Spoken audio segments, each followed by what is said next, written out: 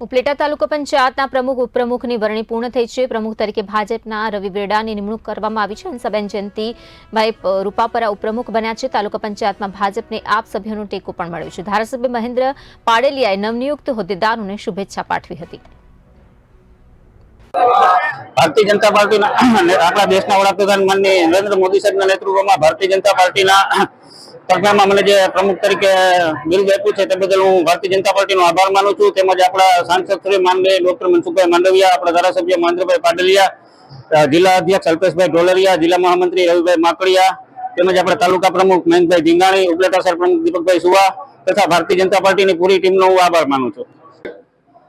આજરોજ ઉપલેટા તાલુકા પંચાયતના પ્રમુખ અને ઉપપ્રમુખની ચૂંટણી પ્રક્રિયા શાંતિથી પૂર્ણ થઈ છે અને ભારતીય જનતા પાર્ટીના મેન્ડેટ પ્રમાણે પ્રમુખ અને ઉપપ્રમુખ સંપૂર્ણ સ્પષ્ટ બહુમતીથી 16 ઉપસ્થિત રહ્યા, એમાંથી 16માંથી 10 સભ્યોની બહુમતીથી વરાયેલા જાહેર થયા છે।